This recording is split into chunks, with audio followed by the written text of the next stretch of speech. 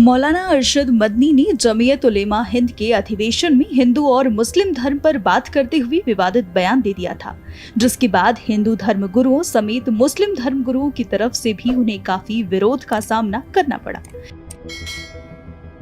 जिसके बाद हाल ही में भाजपा नेता जयभान सिंह पवैया की प्रतिक्रिया भी सामने आई है, जिसमें उन्होंने कहा है कि मदनी की बातें धोखेबाजी की है। ये एक षड्यंत्र है जिसमें लोगों को नहीं पड़ना चाहिए।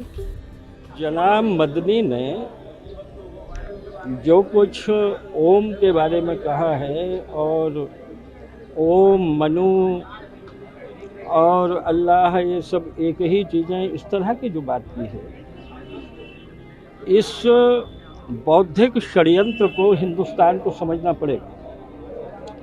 हमें 500 साल पहले जाना पड़ेगा। अकबर को जब ये लगा कि हिंदू धर्म को लोग छोड़ने तैयार नहीं है, सरकलम कराने तैयार हैं, तो क्या करना चाहिए? तो अकबर ने एक दीने इलाही नाम का एक नया पंथ निकाल दिया और कहा कि दिल्ली शोरोबा, दिल्ली का जो अधिपति है वही विश्व का अधिपति, वही भगवान है। तो ये जो एक मकड़ जाल बौद्धिक रूप से बुनकर लोगों के मन को बदलने की कोशिश की जा रही है। मैं मदनी जी से पूछता हूँ कि आप जो ओम के साथ में जोड़ रहे हैं और मनु के साथ जोड़ रहे हैं, आपको ये पता है कि मनु कब हुए थे? सृष्टि की रचना के बाद इस पृथ्वी का पहला राजा और पहला मनुष्य को मनु कहते हैं।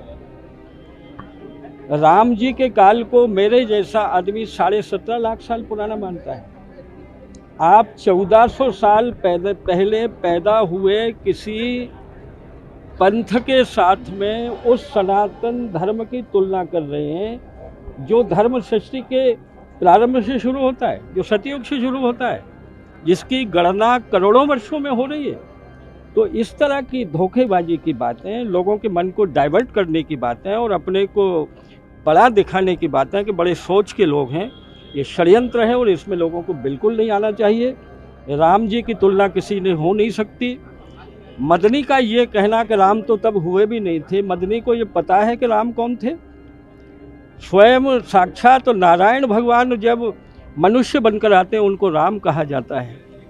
नारायण तो थे ना, इसलिए ये फिजूल की बातें हैं और इन बातों का कोई मायना नहीं है और इस तरह की बातें करने का मौका भी इन लोगों को नहीं देना चाहिए और हमारे धर्माचार्यों को ऐसे मंचों पर जाने से बचना चाहिए।